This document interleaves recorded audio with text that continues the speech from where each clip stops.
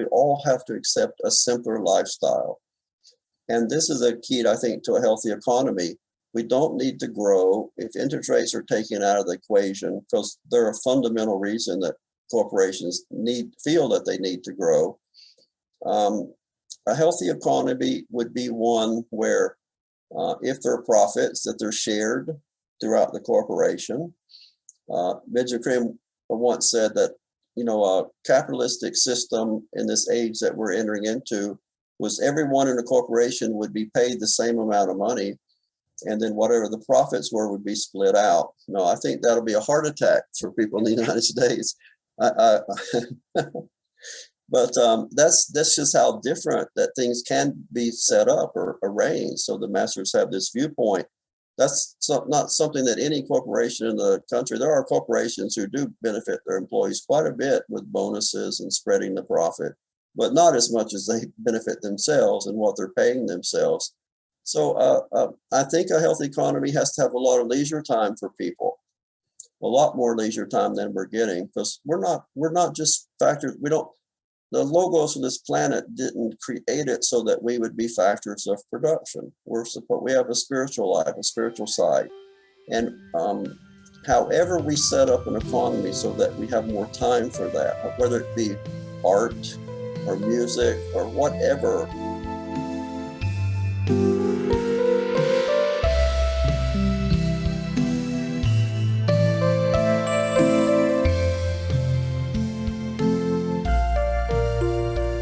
And that is a foretaste of this episode of the Planetary Makeover Show.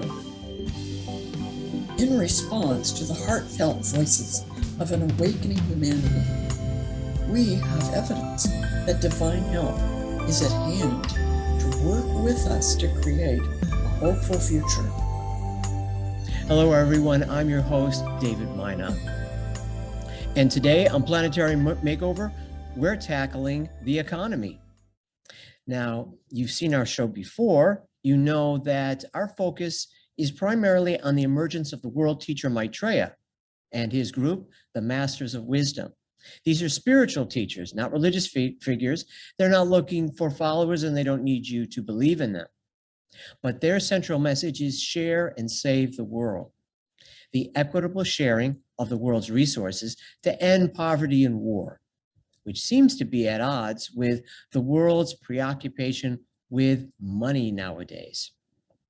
But to help us sort this all out, our guest today is Scott Champion, who is an international financial analyst, and he'll help us wade through this morass of confusion, chaos, and greed that the world seems to be gripped in today. And welcome, Scott. Good afternoon, David. Thanks for having me on. It's a pleasure to be here today. And it's a delight to have you here. And I'm sure our audience is going to enjoy what you had to share as much as I have. Now, since we mentioned that our focus here is on the emergence of the world teacher and his group, the Masters of Wisdom, and their focus is on equality, I'm wondering, from your perspective, Scott, what are the dangers inherent in not addressing this inequality and inequity throughout the world? Well, on a country level, if there's this tremendous inequality that you do see in almost every country in the world today, eventually the people are going to rebel and rise up, revolt, and you can get into overthrow of governments. It becomes very messy, it becomes very extreme, be a lot of killing. The country to country, if one country begins to suffer too much, if they're subjugated too much by other countries, they'll also get the rise up. And of course, that's very dangerous these days because countries have nuclear weapons. A lot of countries have nuclear weapons, more than admit to it. So, creating equity in the relationships, international relationships and within countries and local levels, regional levels, there has to be some level of basic fairness. Or, people know that the situation they're in today, it's not fair. A situation where less than 1% of the world's population controls 85, 90% of the world's wealth. And it's getting worse every year, not better. And governments are beginning to wake up to it, but they're very slow, they're very far behind, and the political masters are the very wealthy, the organizations and the people with stupendous fortunes, and they can buy the politicians very easily. I was just reading that one of the major pharmaceuticals contributed $75 million to Congress over this past year. But this is a 75 billion sales corporation. So they really were able to influence Congress at a high level with a very tiny amount of money for them. And this, like for instance, is why we pay so much more for our pharmaceuticals than they do in the rest of the world. Tremendously much more we pay in this country than the rest of the world. And this is what having money buys you. You can buy the political process. And that's been going on for decades, very seriously in the United States, and I'm sure in many other countries as well. So a minority of the world's population is using a majority of the resources and wasting much of it and throwing greed into the mix as well. So given that, what would you say that true economic justice would look like? Well, the Maitreya and the masters, they're going to tell us that we have to share the world's resources. This is fundamental, one, to not only having a healthy planet, but it's also fundamental that we don't destroy everyone in a global thermonuclear war, because that's where we're headed if we don't share the resources. Ultimately, we're going to get to that point. And you can see some of it today, working out between Russia and Ukraine and the West pumping in weapons. And this situation could certainly become extremely more volatile than it is at present. So to share the resources of the world, I talked to Benjamin Krim, who was a primary spokesman for Maitreya, wrote many books on the subject and spent 36 years of his life traveling the world, announcing the existence and emergence of the world teacher. In a conversation I had with him 6 or 7 years ago, he said the masters see that there's 9 economic plans that would work, where the resources of the world could be shared equitably. And the reason to share, let me just go back a second. Maitreya would say an economy that's 70% socialism and 30% capitalism, it will do the most good for the most number of people. And that's his aim. His aim's not to create the most good for that 0.001. Often hear about 0.1%, but that really is 0.001. It's not 1/100, it's 1/1000. And those 1/1000 in the world, they basically have almost everything. Everyone else is struggling to keep a roof over their head, to feed themselves, have medical care, to educate themselves. These fundamentals will become the main human rights in the future: housing, food, healthcare, and education. And he'll show us how to do that. But it'll be flexible. Like the countries, no one has to choose. The countries will decide for themselves. Nothing's going to be forced on them. I believe in the United States, for instance, I wouldn't be surprised if we keep a more capitalistic component, nor would I be surprised if the country splits up into regions of groups that want to work together more toward the socialist vein. I can see some regions of the country that are probably not as well educated. They tend to be behind in the movements that begin in the country.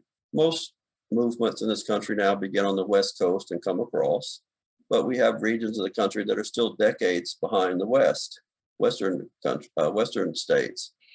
So nothing is going to be forced on anyone. That's important. Human free will cannot be infringed. But with the masters being in the world, there'll be a voice for everyone.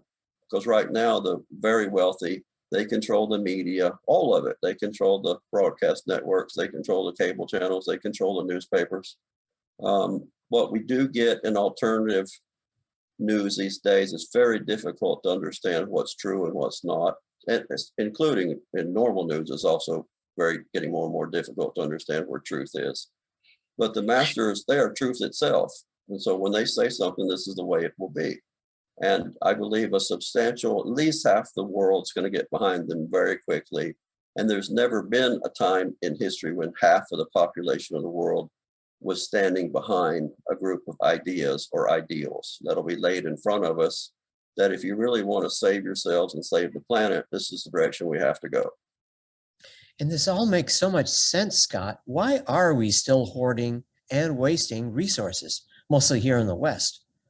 Well, I think fundamental to capitalism is greed. I mean, I don't know how you reduce it down to anything more than that. Market forces, which Maitreya has called the forces of evil, well, they are fundamentally about greed, that people just cannot seem to get enough. Whatever they can grasp to themselves, however great the amount, they want more and more and more. And you see this in these, these $500 million yachts that they're trying to grab with the Russians these days all over the world. And one man has 4 or 5 or 6 of them.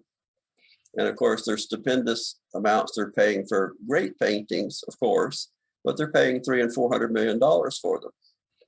And so, they've got so much money, they don't really know what to do with it. I mean, that's the fact. They buy trophy properties all over the world, but even that's only 100 million. What do you do when you're trying to deal with billions and billions and billions? Why anyone needs that amount of money or should have it? I mean, I think that's a fundamental question humanity has to face one day. And speaking of humanity, I know that I had read in one of Benjamin Krem's books that, to paraphrase Maitreya, that humanity is one. And when we can look into the eyes of our brethren and see ourselves, then this will start to change all that you have laid out. And you mentioned something important here, Scott, market forces. And I'm wondering what role they had to play. Is there anything positive and what is the negative aspect? I know you said that Maitreya had mentioned that they're evil because they have inequality built into them. How did we get to this point? Well, I think the biggest problem with market forces is they don't have any social consciousness. They don't care about people. They don't care about the planet. I always think of it as a gigantic metal press that stamps into a balloon and just cuts a piece. And whatever gets in the way, whether it's a human leg or foot or arm or the health of the planet, it doesn't matter. It just keeps stamping out profits. That's what it does. That's what it's designed to do. It doesn't think about resources as in that they need care. Human beings need these. They need housing, food, healthcare, and education. It's universal rights. They just look at making maximum profits and to heck with everything else. So greed is fundamental to that thinking. Capitalism itself, the reason Maitreya says you have to have 2 wheels to make a cart go, some socialism and some capitalism is very dynamic. And it's flexible, it's fluid, it's able to adapt. It gives us these great technologies, which we quickly enslave ourselves to voluntarily in many cases. But it has evolutionary potential. It's not static.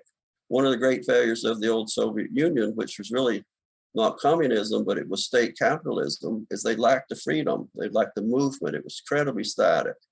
So in the West, we have great freedom and great mobility and tremendous flexibility in our economic system to adapt.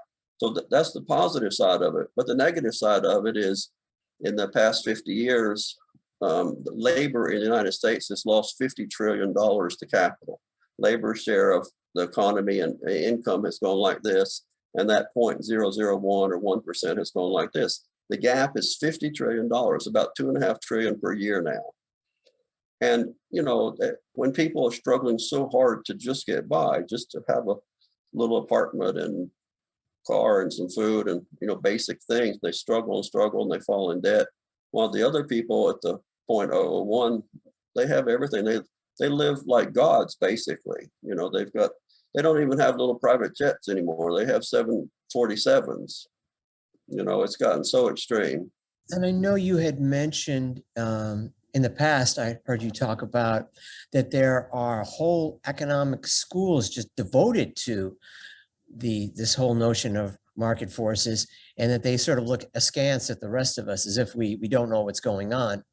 And you also mentioned a quote from Maitreya, which reminds me, which is related to something else he had said, or he may have said at the same time, that the wagon can't run on one wheel, as he said, it needs at least two. And he said with communism or socialism, you had justice, but not freedom. And with capitalism, you had freedom, but not justice. And then, of course, in comes that quote you mentioned, the wagon can't run on one wheel.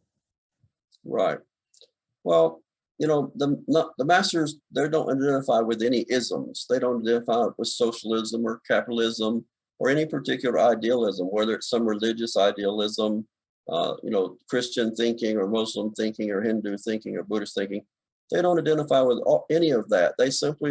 They're very practical. They take the best from anything. So they take the best from capitalism, the best from socialism, and they want to blend these two energies together so that the most people on the planet can have the most good done for them.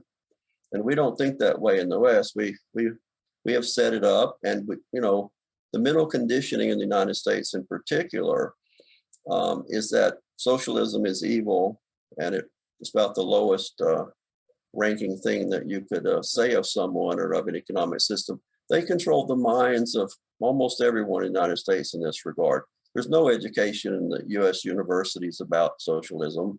It's all the business schools have been funded by the big business interests. So it's all about market forces, all about why this is the best, all training. And they seriously believe in market forces above all else because they're the ones benefiting from it. They can manipulate those forces to their own benefit. They're the ones with all the capital, and the ones with all the capital all the benefits flow to those people, all the new technologies, investing in new technologies. And they just become wildly, they have wealth today that kings of the past cannot imagine.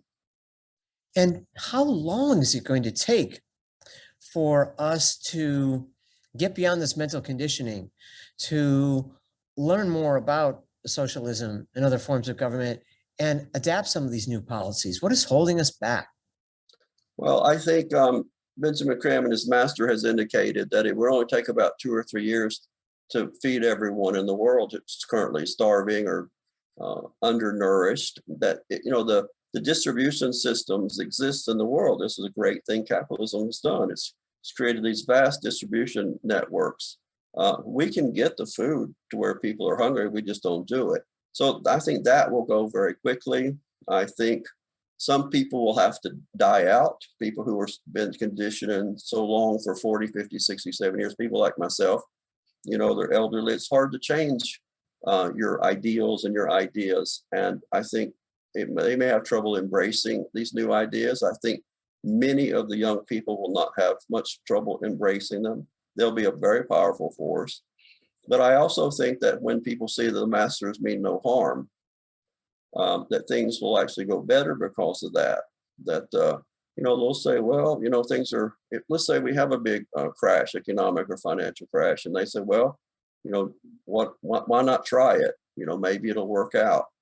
I think if things are difficult in the world, if people are really suffering even more than they are today, and many people are suffering on this planet today, but if it even gets worse and it gets into the pocket of the middle class and the wealthy, then maybe more and more people will be open to trying something new. I don't think it's easy. I don't think Maitreya has an easy task in front of him, but I also think that he will succeed.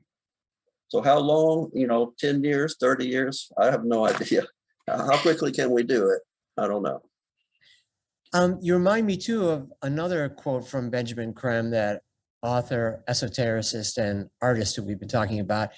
He had said that an open mind is one of the rarest things on the planet. And everybody thinks they have an open mind, but what do we do in a new concept like the ones you're introducing to us today, which in a lot of ways aren't new, but we haven't been paying attention? What do we do when these are introduced to us? We run it by what we already know. If it agrees, we let it in. If not, we kick it out. We don't even stop to ask, well, Scott, I don't have a frame of reference for that. Could you go into that further? Which I'm sure you'd be happy to do.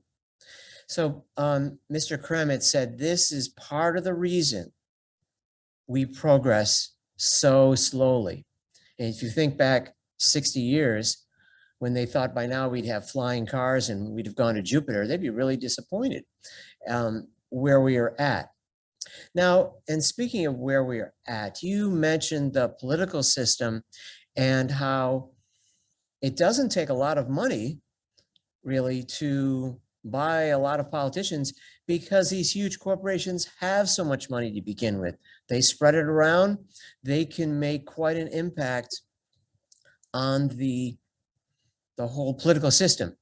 And speaking of small groups of people, I know that one of the other authors we've relied upon for information on this topic, Alice A. Bailey, who, like Benjamin Creme, had spoke about the masters and about that ancient body of knowledge known as the ageless wisdom teaching. And she had said that a small group of people controlled most of the world's resources. And she said that back in the 1940s. Has it changed much today, and how so? Well, what I remember specifically, because Alice Bailey was the amanuensis for the Tibetan Master Jalkul, often called the Master DK. And what he said was 5 families pretty much control the global food supply, meaning particularly at that time, the grains. And then I recently, 2 or 3 years ago, saw an article who said 5 families are controlling the global food supply, grains. I'm sure Cargill family is one of them here in the US, but it's astonishing. And the Tibetan also said that I found very interesting about this, that, what is the nature of evil? He mentioned like a mafia person who basically killed people. I mean, there's no nice way to say it. Who's the more evil? Someone like that who will eventually in a later life mature and stop that type of behavior, or the people who are controlling the global grain trade and denying that food to many, many millions, if not a billion of people in the world. So where is the real evil? And, so, I mean, it has to make us think that these people who basically have cartels, the business interest, the capitalist interest, the political interests, they all work together. And they keep the system as it is. They keep the benefits flowing to themselves to the detriment of literally several billion people. And indeed, you're right. Today, speculation, which I think we'll probably touch more on later, is something that is quite widespread. They're even speculating on food and water now, which means a few make millions while millions starve. So if this system is predicated on endless growth, that endless growth, Scott, is that good or bad? And why is that? Well, we live on a finite planet. It has so many resources, and we consume them and we burn them and we destroy them. And one day, many of them will be gone. They'll change into some other form. And we don't respect this home of ours, what we call Earth. Maitreya will teach us that the climate crisis and environment is much worse than we think, that we have to take radical action to save our home. I don't know what else I'd say about it, David.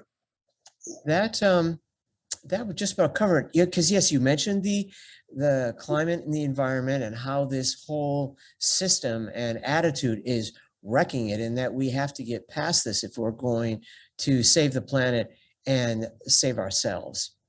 Now, as we mentioned earlier, we hear from Maitreya, the world teacher, and his group, the Masters of Wisdom, that sharing is the answer, the equitable sharing of the world's resources to end poverty and war. And there are plans in effect, as you mentioned, or that have been laid out, we're waiting to put it in effect, to make this a reality. So how do we go beyond the theoretical notion that I just put forth, share and save the world, and make it a reality? Yeah, I don't personally believe we'll make much progress in that until Maitreya is completely in the world and acknowledges the world teacher. And he has the ability to give us an experience to pretty much remove all doubt from certainly a number of billions of people. Those plans, I believe, were never made public because this 0.001% of the world that basically has the world in its grip, I believe they would undermine that. Had they been released in 1985, they would have had all this time to undermine those plans. And they're very good at it. So people being born, they would hear how evil this is, this thinking is.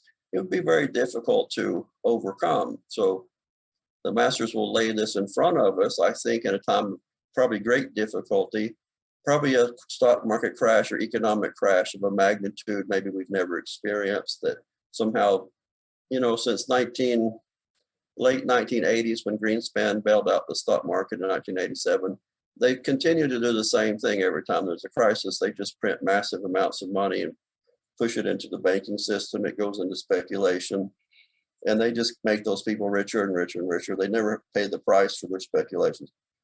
Maitreya has said that, speculation is a great evil, and it's certainly destroying the world. It takes over the human mind even. It becomes the be all and end all of life.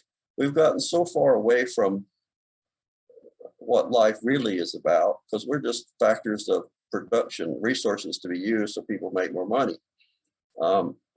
We're going to be shown a completely different type of life. Maitreya has said, let me show you a time when no 2 days are alike. Life can be so much better than what we all have today and the way we live it, because the crush on human beings to provide for themselves, to keep the roof, food, the basics, water, utilities, transportation, education, to provide these for ourselves, it's very difficult. There's probably 1.5 billion people on this planet that can't really do it at all. They're living in metal sheds and lean-tos all over the world, these great slums and these huge cities. It's horrible, while people are living this other life. If we reroute that wealth and those resources down to where it's needed, a lot of progress would be made. When Maitreya talks about sharing the resources, people get afraid that it means that he's going to come after our savings account or our 401k. But he doesn't mean this at all. It's not going to be an attack on private property. It has to do with using the economic system to distribute resources more fairly. No one's going to have anything yanked from them. You won't be writing a check to Somalia because things are bad there. You certainly can, of course, that's great.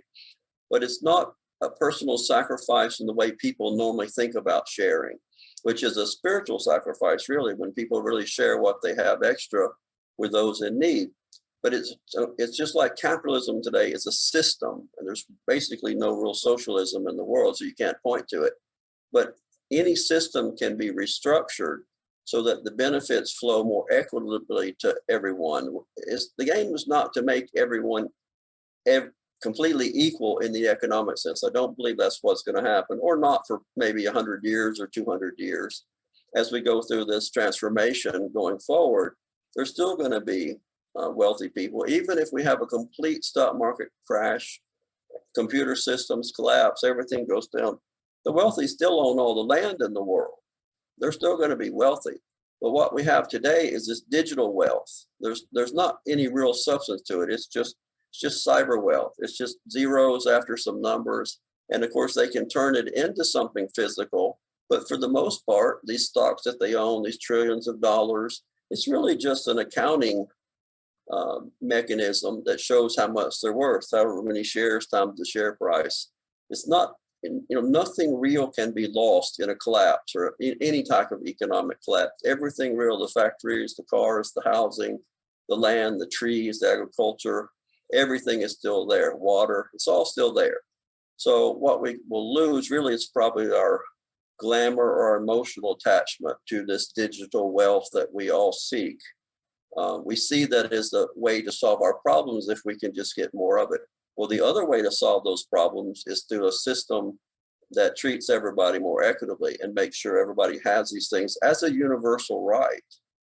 There's so much fear in people to provide for themselves today.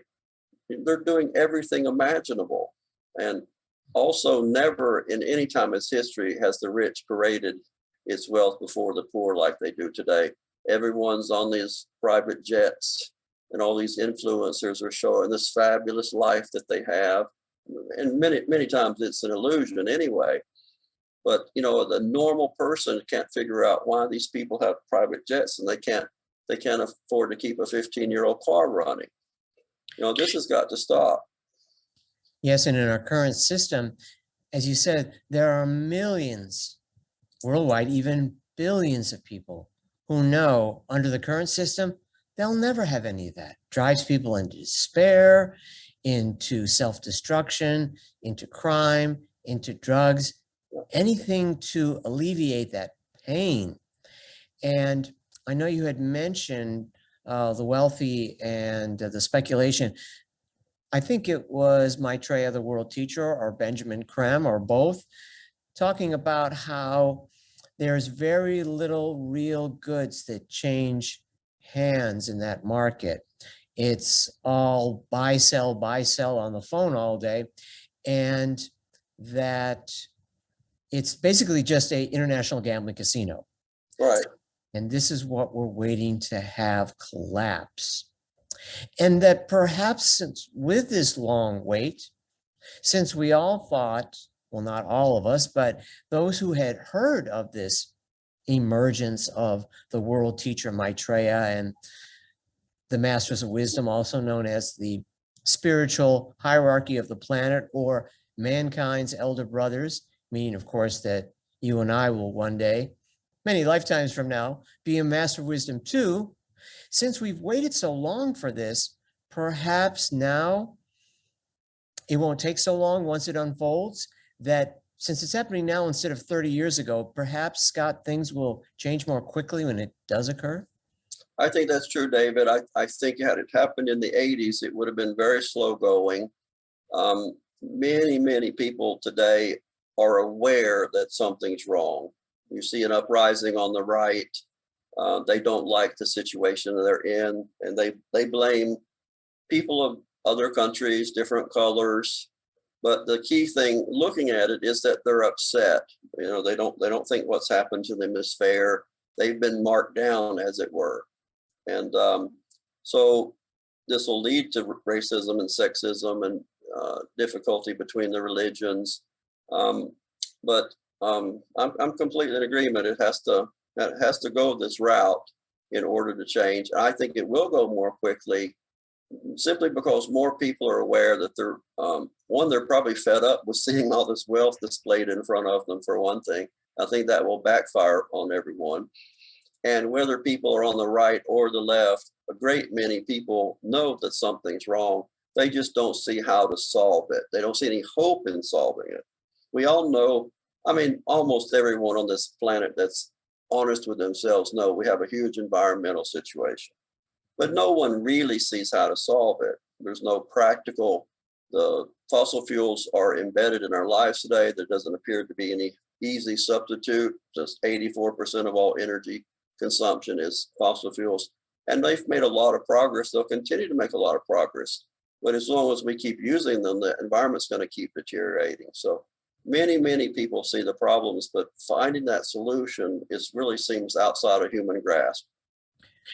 And you mentioned energy. You made me think of something else that the author and artist and esotericist Benjamin Creme had spoke of.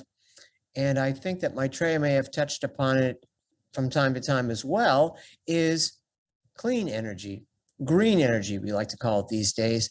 And to give an example, nuclear fusion instead of nuclear fission, and that we could substitute that and it would be safe. And likewise for some of the other forms of energy. For instance, we have an oil spill, it's a disaster. If we have a sun spill, you know, it's a great day. But to bring this back to the personal and America's lack of understanding of some of what you're describing because of a lack of education, have you or anyone close to you had direct experience with socialism, and what did that look like? Well, my wife grew up in a socialist country, and I found it fascinating because we don't really know much about it in the West. And I'll just give you two or three things. You know, people didn't worry about their pension because it was guaranteed by the state. You worked. And if you were smart enough to get into university, everything was taken care of. You had a place to live. your school was paid for, your books were paid for, your food was paid for. You were really taken care of. And if you say that you're a worker, everyone had a job. If you were a worker, you got pregnant, you were mandated to spend about 2.5 years with that child. Your job was protected. You had it to come back to, but they invested in that relationship, the mother-child relationship, for 2.5 years. I mean, that's in this country, 6 weeks is considered, an extraordinary time to receive before you got to go back to work. So there are many things that they did better than we did. They didn't have starving people. Everyone had access to food. And it's not to say that there were not tremendous problems with that system, because it had a socialist component, but on the money side, it was state capitalism. Mr. Krim used to say that. Really, it was state capitalism. But true socialism or true communism has never been attempted. The closest to it is probably the Scandinavian countries, which routinely come in all the polls as the happiest countries on earth. And even they're only about 45% socialist, Mr. Krim told me, where the United States is about 5%. So what we need, it would appear, Scott, is some sort of synthesis, as we're seeing the beginnings of in America today, instead of socialism over here and capitalism over there, sort of democratic socialism and social democracy. Well, we have socialism. It's just for the corporations. I mean that seriously. Anytime there's big money, like the 2008 financial crisis, where the whole system was going down and these trillions of dollars were put into the system, that was socialism for the investment banks and the main banks and the people involved in derivatives, the people who held all the assets in this country. And even though it appeared that the people got a lot of money, the truth was that's just so they could keep up their car payments and their house payments. And so all the people at the top, nothing really changed for them. It came very close. The money markets, 3 trillion money markets, came so close to failing without those bailouts. But see, they came. So the wealthy continued. That's just pure socialism. But people in this country don't understand. They grew up in public education. Well, that's socialism. But if you were to ask them, are you pretty well educated? You're happy with the education you got growing up? That most of them would say, yeah, I'm educated, I'm fine. Well, that's socialism that did that. And yet, if you mention it, they'll have a meltdown. Yeah, I know. Since we're talking about corporations, we hear a lot today about the malfeasance of corporations. What good are they doing besides making profits? Well, I think they're doing a surprising lot of good in some ways. Without naming the company, I recently went to work for a corporation, a large corporation. I was astonished at how much they emphasize right relationship. No matter what a person declares themselves to be in this company, you have to respect it or you're gone. So I realized that the young people are going through quite an explosion of identity and how they declare themselves, and this particular corporation is completely behind it. And you'll be drummed out of the workforce if you don't get in line and respect these other people. You cannot attack someone.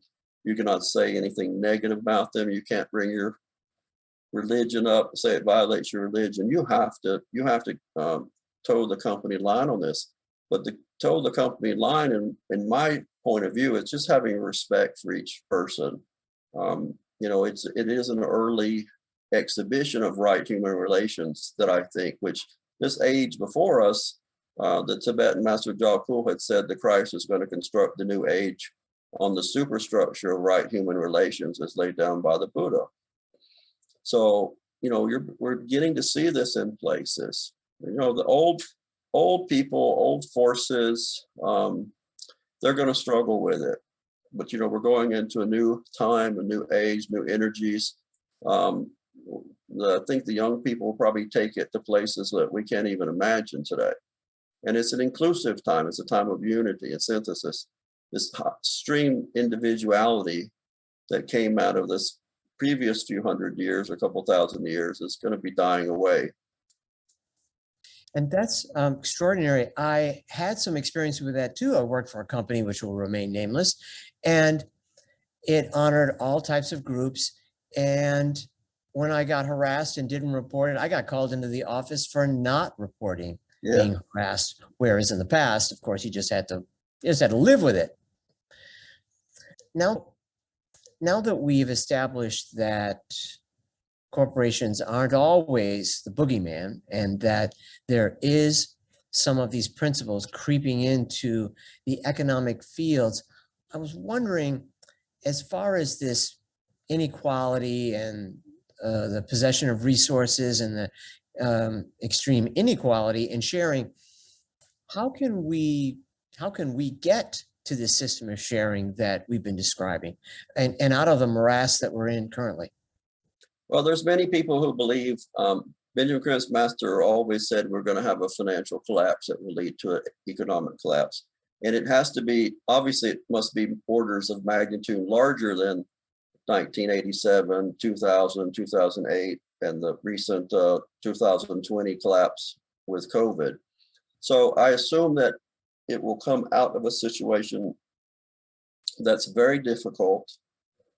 It may be a loss of a great deal of this digital wealth, and people will be lost. They'll be looking for answers. How do we go forward? It's just my guess is that will be the time Maitreya will come forward, when people are looking for answers, and quickly enough that we don't go back to the old ways, because people who lost everything, they're going to be insisting that they get it restored to them. So in other words, the people that have money now and are controlling the resources the most, they would be willing to help out, for instance, eliminate poverty and hunger, if they get paid for all these resources they've been hoarding. Well, maybe in some ways, much of what they have today is lost, and it suddenly becomes out of their hands. So, a really informed public opinion, which we have to assume Maitreya can do, the Master Jesus can do, especially I think in this country, the Master Jesus, that an informed public citizenry is a very powerful force. And I think if we're shown how the Christ, or the world teacher, views the world and these economic and political relationships, how they could be and how they could be structured, I think that he'll carry the day, that humanity will carry the day, that we'll save ourselves. Well, one key thing that Maitreya has said is we all have to accept a simpler lifestyle. And this is a key, I think, to a healthy economy. We don't need to grow if interest rates are taken out of the equation, because they're a fundamental reason that corporations feel that they need to grow. A healthy economy would be one where if there are profits, that they're shared throughout the corporation. Benjamin Graham once said that, a capitalistic system in this age that we're entering into was everyone in a corporation would be paid the same amount of money, and then whatever the profits were would be split out. No, I think that'll be a heart attack for people in the United States. But that's just how different that things can be set up or arranged. So the masters have this viewpoint. That's not something that any corporation in the country. There are corporations who do benefit their employees quite a bit with bonuses and spreading the profit, but not as much as they benefit themselves and what they're paying themselves. So I think a healthy economy has to have a lot of leisure time for people. A lot more leisure time than we're getting, because we're not just factors. The logos of this planet didn't create it so that we would be factors of production. We have a spiritual life, a spiritual side. And however we set up an economy so that we have more time for that, whether it be art or music or whatever, dance, economics, politics, everything is spiritual if it's done the right way. It's just not done the right way today. Oftentimes these other areas of life, like people who would like to paint, they're starved of money. A lot of the social, look at the health system in the United States, how much it had been gutted. And then when COVID hit, and I'm talking about at the county level, city level, those departments had been starved. They were in buildings that were so old they were falling down. There's no money maintained them, the health departments. So we have to make a complete different choice of what life's about. If we're going to continue to say it's about accumulating money, then we're doomed. So I think with the masters being in the world, we'll go back to a simpler understanding of life, simpler understanding of the importance of a family, that karma works out primarily in a family. And we will understand and be taught the law of rebirth, that we come back again and again and again until we're perfected. And in this country, the Master Jesus will emphasize that. And I once had a conversation with Mr. Krim because I was concerned about what I see as so much anger and violence coming out of the Christian community. And he said, it's just simple hate. And the Master Jesus is going to take over the Christian churches, and it'll be his task to rid them of their man-made dogmas and doctrines. So I don't think that is an easy task, but I do think he will succeed. And when that happens, I think it's going to have a huge effect on the economic system, because many Christians today believe the Master Jesus would be a market forces fundamentalist kind of guy. He would believe in the free market. It's not going to be like that at all. So a lot of people are going to have to really change their thinking if they want to match the highest thinking on this planet that would then be being demonstrated. That would be from the hierarchy of masters. Thank you, Scott. That brought up a number of things, primarily that Benjamin Krem had mentioned. He had said that when we have more leisure time, we will be able to think about, consider, ponder upon where we came from, why we're here, and where we're going. And right now, we don't have that time. Many of us don't. And that what you had also mentioned, that whole concept of no 2 days being alike. What a fantastic vision of the future, when people will have a living wage, healthcare, housing, education, a clean environment, and world peace, so that we can start to make progress, because not having these things has held back the human race. And I don't think, Scott, that a lot of people have thought about that either, that this form of economics, this whole mindset, is literally holding back the evolution of mankind. And some of what you've presented represents a freeing of humanity to move forward. So if you could give us your final thoughts on that. Well, we have to get away from our destructive impulses, and those are very powerful today in finance and the political and economic systems. We're destroying the planet. We have so much anger between nations these days. In our own country, we have so much anger between the right and the left. And when we're taught, we really begin to understand what karma is and how we create that for ourselves. We create bad karma with all this divisiveness that we're seeing and is spoken, their divisive actions. When we realize that it comes back to us, and it, of course, makes it very difficult to progress. So when we get a right understanding of the law of rebirth and the law of karma, then I think it will very much influence economic and political systems. And all the tension in this country will dial down a great bit. But as you know, and I know, one of the things that's happening in the world right now is Maitreya is releasing the sort of cleavage into the world at a tremendous potency, and it is stirring all this up. And this is why it says in the Christian Bible that there'll be nation against nation, father against son, that it is part of the times, and in some sense he's responsible for it, but only in the sense that he is stimulating it. And what is really inside people is what's coming out. Indeed. So he's not responsible for that. But this is bringing everything to loggerheads so we can see the right path to go forward. But right now, there's certainly many people not seeing that path. So, Scott, it looks like we're going to need to have you back. And you reminded me of something else we have here, the little quote here from Maitreya: without sharing, there can be no justice. Without justice, there can be no peace. And without peace, there can be no future. But you're proposing justice And so I see a bright future for us. And thank you so much, Scott. I think this is probably one of the most enlightening, educational, and mind-expanding episodes we've ever had. And here it is on the subject of economics. So thank you so much for being here. My pleasure. Thanks for having me, David.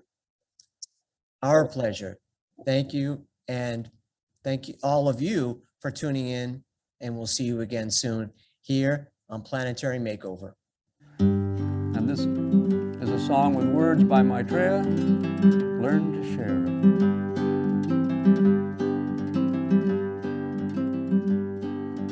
How can you be content with the molds within which you now live, when millions starve and die in squalor, when the rich parade their wealth before the poor, when each man is his neighbor's enemy, when no man trusts his brother? For how long must you live thus, my friends? For how long can you support this degradation? Learn to share, to grasp your brother's hand and know him as yourself. Take your brother's need as the measure for your action and solve the problems of the world. There is no other course. Learn to share.